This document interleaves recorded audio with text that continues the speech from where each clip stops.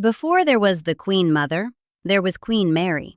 Stiff, silent, magnificent in her ropes of diamonds, the very picture of duty and dignity. The woman who saved the monarchy. That is the version on the official record, the one the obituaries printed when she died at Marlborough House on 24 March 1953, at 85 years old. The New York Times described her as someone who had lived through 2 world wars and a series of personal and family tragedies without bowing her regal head. The House of Commons adjourned on news of her passing. British Pathé called her the Great Lady of Britain. She had outlasted 2 global conflicts, 1 abdication crisis, and the deaths of 3 of her 6 children, and she had done all of it without any visible hesitation. The tributes framed her as the granite bedrock of the House of Windsor. They were nearly unanimous in doing so.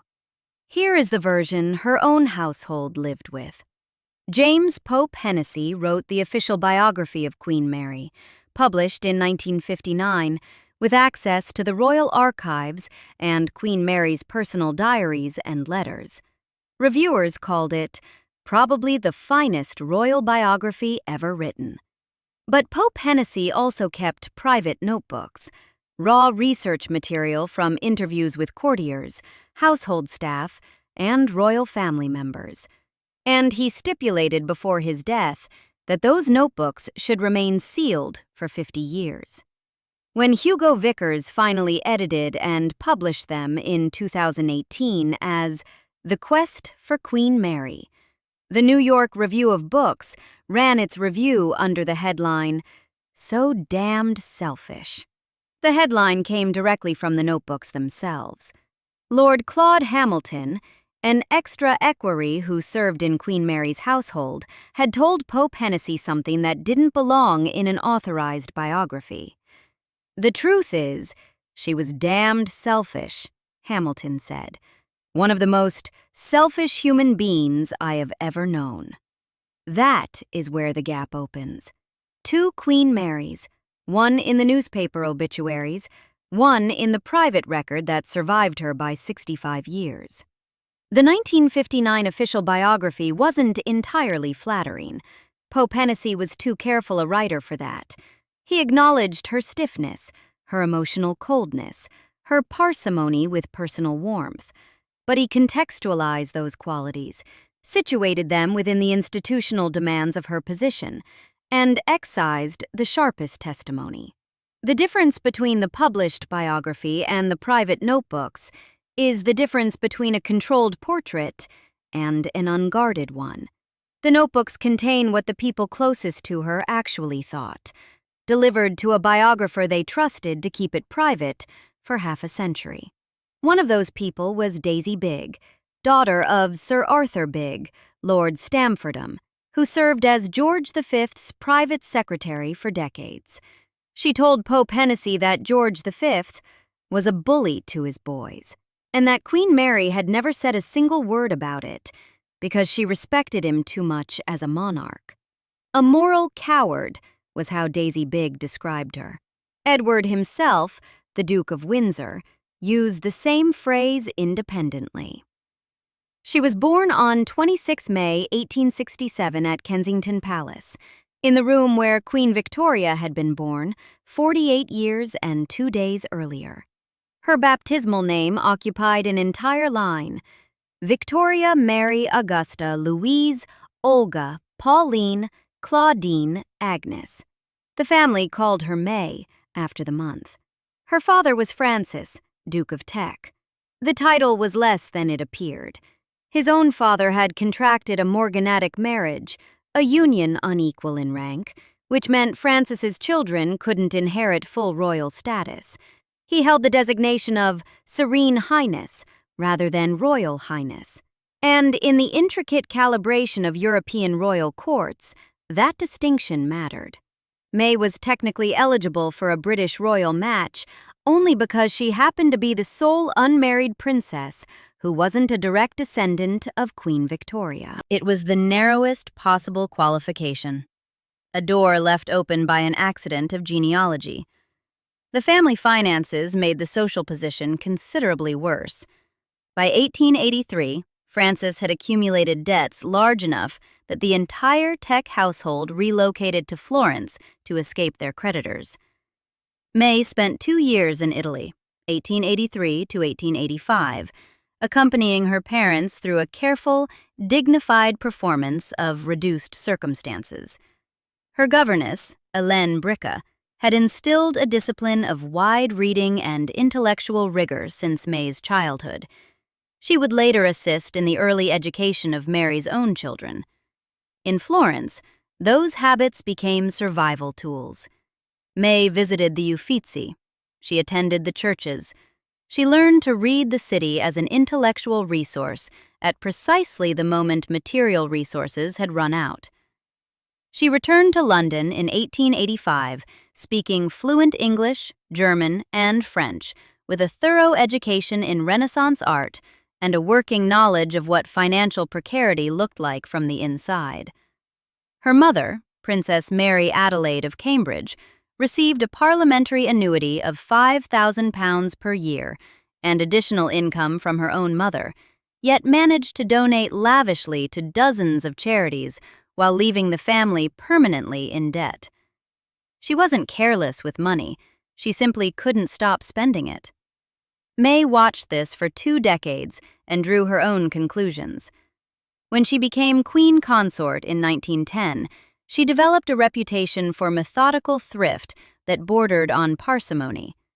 The two women's approaches to money were mirror images of the same anxiety, inherited and corrected.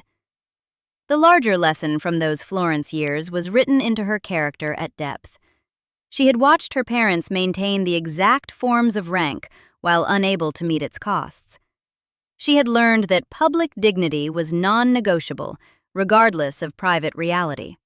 That personal feeling was a liability you managed rather than expressed, and that the requirements of an institution came before the requirements of self. These weren't abstract principles. They were the operational rules that had allowed her family to survive. She absorbed them completely, applied them without revision for the rest of her life, and eventually imposed them on everyone within her orbit, including her children.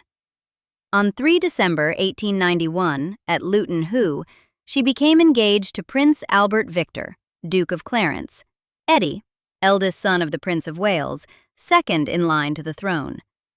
6 weeks later, on 14 January 1892, Eddie was dead of influenza complications at Sandringham, aged 28.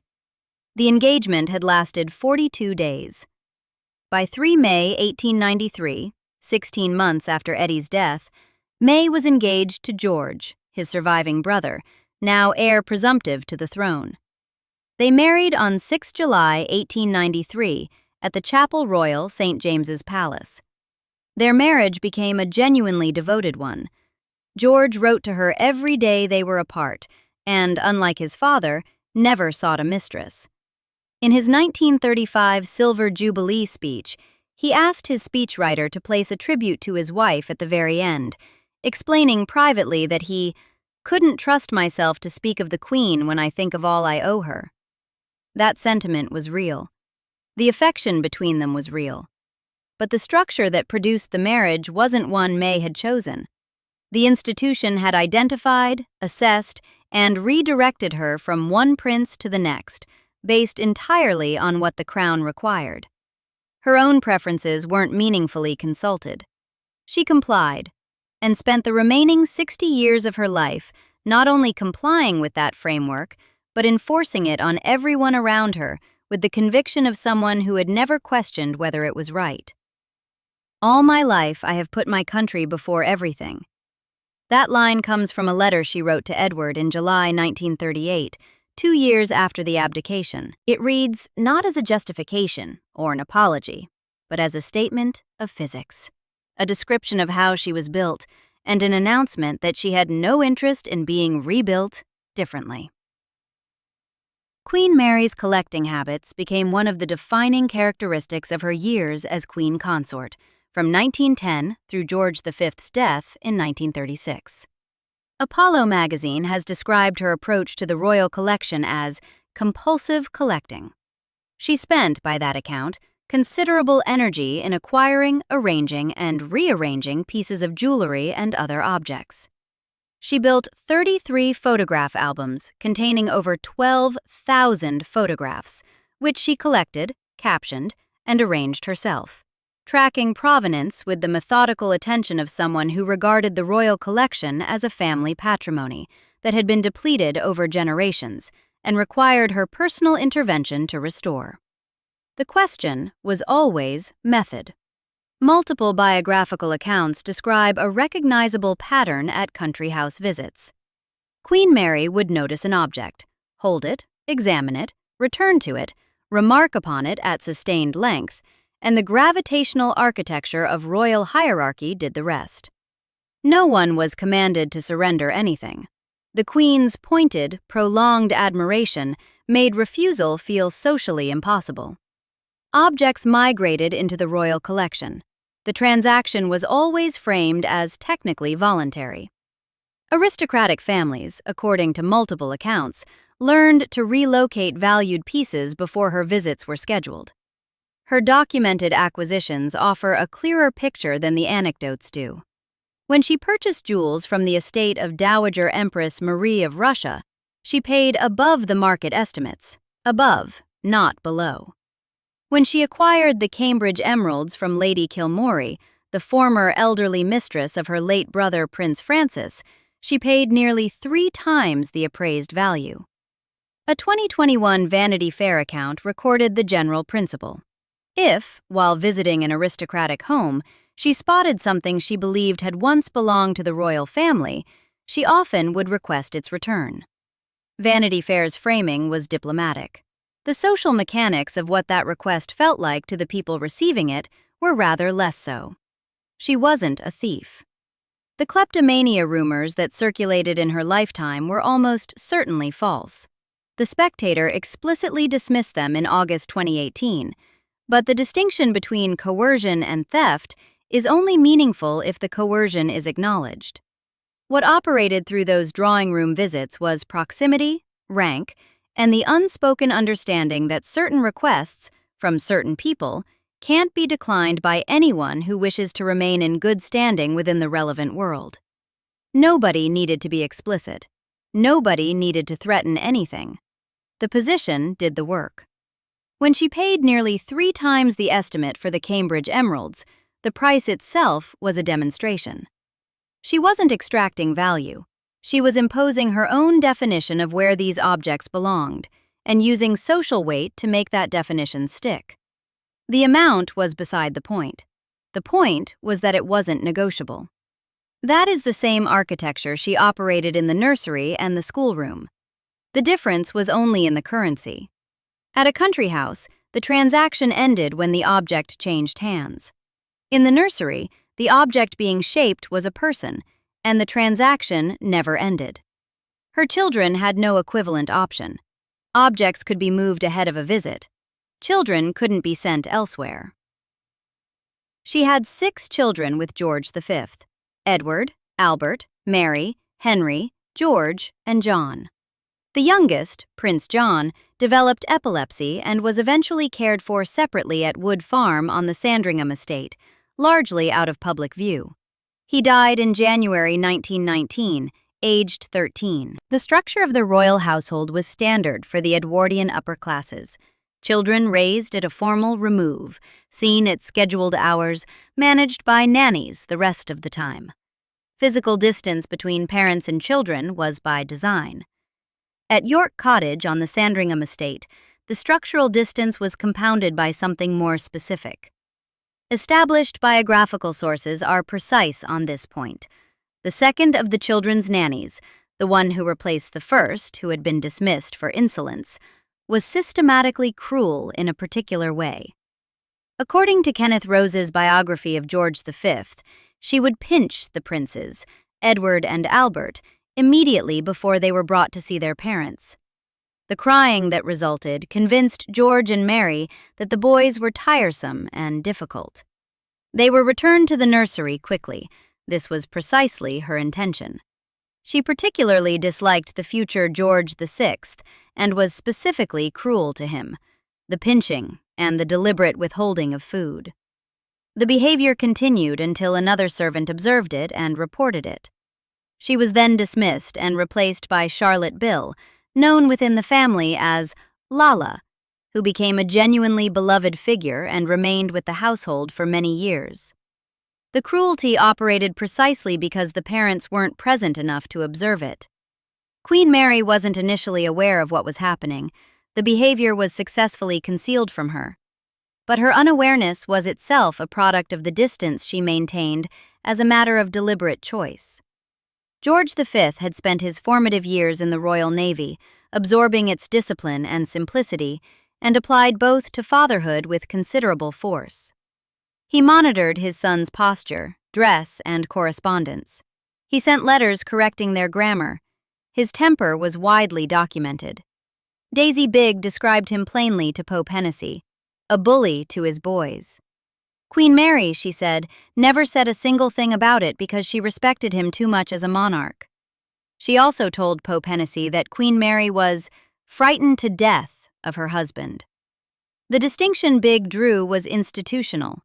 Mary deferred to George not merely out of fear, but because she had classified his authority over their sons as legitimate, as part of the order that had to hold. She watched him bully the boys and categorized it as discipline. That categorization held for decades. The composite picture in Pope-Hennessy's notebooks describes someone stiff and cold and distant, awkward in conversation, often standing silent and rigid, waiting for others to talk. The children encountered a mother who was present at scheduled hours and emotionally absent during them. Biographers synthesizing the available record have concluded that the princes feared their father and respected rather than loved their mother. That they stood to attention when a parent entered a room, didn't speak without being addressed, performed rather than communicated. Sarah Bradford, in her 1989 biography King George VI, wrote that all the children of George V and Queen Mary suffered to some degree as a result of this. The combined weight of structural distance, a father's severity, and a mother's formal unavailability. The damage expressed itself differently in each child, but in the two who inherited the crown, it was most legible. Albert, the future George VI, was born on 14th December 1895, the second son. He was naturally left-handed and was corrected to write with his right, an additional layer of stress on a child already navigating a fear-inducing household. He developed a stammer early in life that would define his public career. Bradford explicitly links the stammer's development and persistence to childhood anxiety, strict parenting, and what she describes as the nursery experiences, the cruelty of the unnamed second nanny, George V's temper, and the formal emotional distance of Queen Mary's presence, creating a sustained atmosphere of inadequacy and anxiety that the stammer gave a physical form. Philip Ziegler, in his biography of George VI, describes him as shy, diffident, and fearful of his father, the stammer, made worse by stress and the need to please. The stammer didn't improve during his adult life. Beginning in 1926, he undertook sessions with Lionel Logue, the Australian speech therapist, whose diaries were published in 2010. Those diaries document a man who arrived at Logue's consulting room in Harley Street, visibly anxious, and in need of something that went well beyond technical speech correction. He became king in December 1936, delivered wartime broadcasts that tens of millions of listeners quietly accommodated, and died at Sandringham on 6 February 1952, aged 56, his health exhausted by the weight of a role he had never expected, never wanted, and spent 15 years attempting to be equal to. Edward's damage expressed itself outward. He was born on 23 June 1894, the eldest, and even his early childhood was interrupted by his parents' imperial duties. When he was 7, his parents departed for an 8-month empire tour: Gibraltar, Malta, Egypt, Ceylon, Singapore, Australia, New Zealand, Mauritius, South Africa, Canada. leaving the children in the care of their grandparents. It was the most ambitious royal tour yet undertaken. In October 1905, they left again, this time for India, another 8-month absence. Queen Mary reportedly wept at the thought of leaving her children each time. The tears were genuine. What appears to have been absent was the consistent emotional presence between departures that translates into felt security. Edward wrote about his mother in ways that make the gap between the official and private records unavoidable. His 1951 memoir, A King's Story, published while Queen Mary was alive at 84 and still following the newspapers, described her warmly.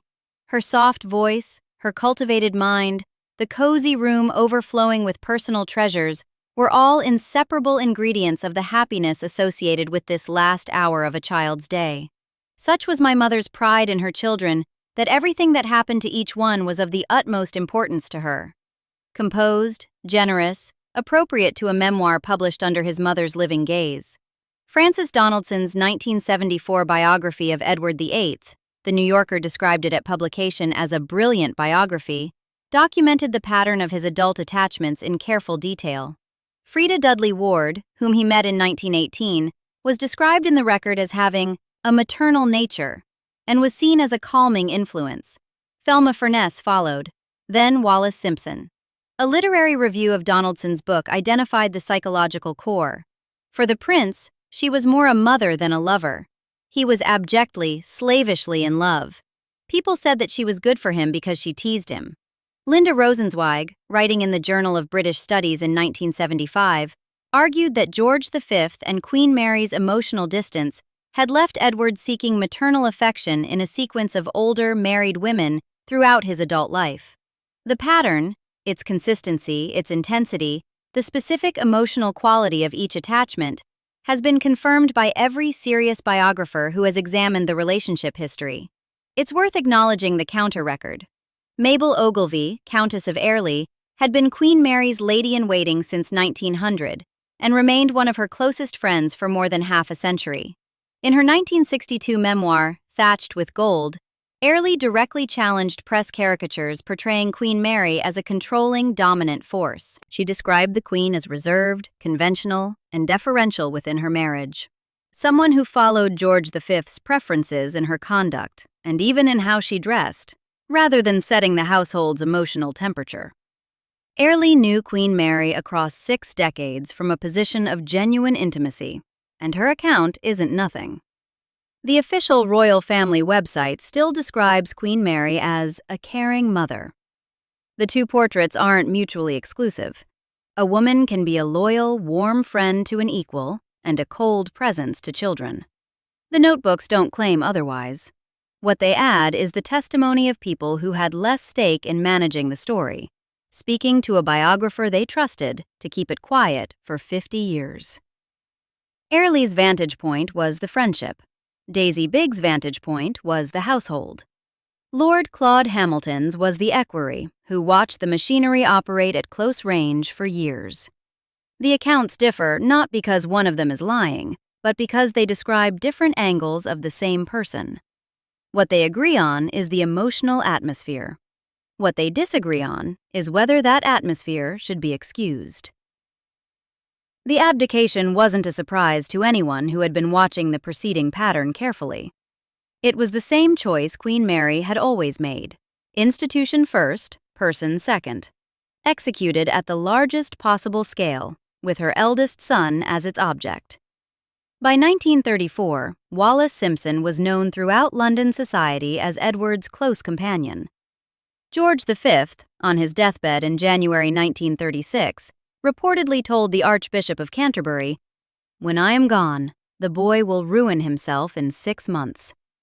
It would take 10 months rather than 6. George V died on 20th of January 1936 at Sandringham, and Edward VIII acceded. In 1935, Wallis had been formally presented to both King George V and Queen Mary at Buckingham Palace, the standard court presentation that established social standing. Afterward, they refused to receive her. Neither of them met her again. Queen Mary never met Wallis Simpson at any point after that 1935 presentation, not before the abdication, not after it, not in the 18 years of life that remained to her. Her position on the matter was absolute and never revised once. By November 1936, when Edward informed Prime Minister Stanley Baldwin of his intention to marry Mrs. Simpson, the constitutional arithmetic was already predetermined. Baldwin consulted his cabinet and the Dominion governments. The Church of England, which Edward was constitutionally required to head, couldn't sanction a marriage to a twice-divorced woman whose two former husbands were both still living. Canada, Australia, South Africa, and the Irish Free State all confirmed they couldn't support the marriage in any form. Edward's options were three: abandon Wallis, accept a morganatic arrangement that would make her his wife, but deny her royal status, or abdicate. The Dominion governments rejected the morganatic option when asked. Edward signed the Instrument of Abdication on 10 December 1936 at Fort Belvedere, witnessed by his three brothers. Around that date, Queen Mary wrote to him. The letter is held in the Royal Archives and has never been published in full. Philip Ziegler and Francis Donaldson both cited its contents from the archive in their respective biographies, and the sentence that appears in every account of the crisis is verbatim.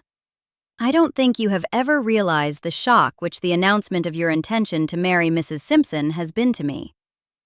The broader substance, as reconstructed from those biographers' archival access, invoked her own lifetime of service to the crown, noted that he was undermining what his father had built, and maintained continued maternal love, while offering no indication that her institutional position could bend even fractionally.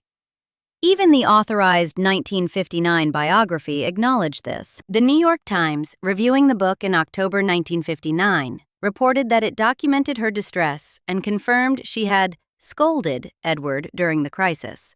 That detail wasn't suppressed in the official version. It was softened in degree. The private notebooks produced by the same author record something considerably less restrained than scolding. 2 years after the abdication, in July 1938, she wrote to Edward again, now Duke of Windsor and living in France with Wallis. All my life I have put my country before everything. Not a defense, not an explanation, a statement of fixed coordinates. George VI, Bertie, acceded on the 11 December 1936. He had not prepared for this. He had not expected this. Every serious account of the accession records his shock and his reluctance. His mother counseled him to concentrate on the crown's requirements rather than his brother's situation or his own hesitation. He took the stammer onto the throne. He took the anxiety. He performed the role for 15 years, died at Sandringham in February 1952 at 56, his body depleted by a position he had spent his adult life hoping would never fall to him. Queen Mary never met Wallis Simpson again, not once in 18 years. The formal legal restrictions placed on the Duchess, the denial of the HRH style, were governmental decisions made by George VI and his ministers, rather than by Queen Mary acting alone. But her own personal refusal to receive her former daughter-in-law was entirely individual, entirely sustained, and never revisited. It was the mother's verdict, rendered in the currency of permanent absence, and maintained without exception until Queen Mary's own death in March 1953. After she died, history moved quickly to produce its verdict, and the verdict was the kindest possible one. The obituary record treated her as exactly what she had willed herself to appear: composed, unyielding, magnificent in adversity. Parliament adjourned. The New York Times described a woman who had borne every trial without bowing her regal head. The monarchy of 1953, stable, preparing for the coronation of the new young queen in June, implicitly validated the woman most associated with its survival across the preceding half-century. Part of that validation was genuine.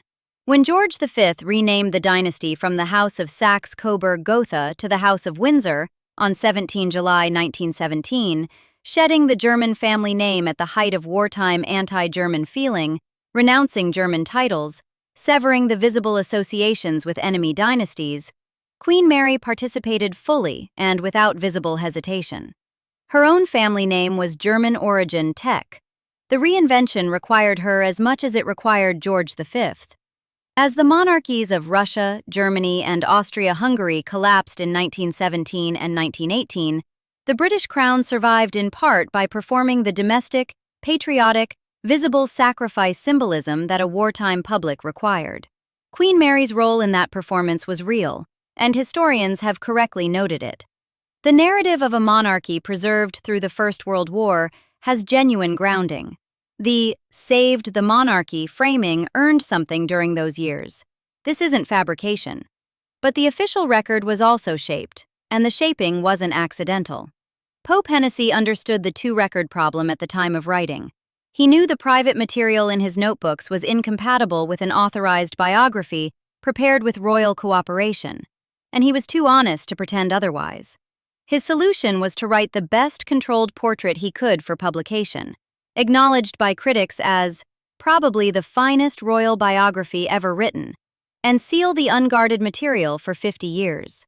The people who spoke candidly to him did so in the expectation their assessments wouldn't surface in their lifetimes. Lord Claude Hamilton, Daisy Bigg, and others whose names appear throughout the notebooks. Those who published their own memoirs, Mabel Airlie among them, wrote under the natural constraints of friendship, decorum, and the continued presence of living parties.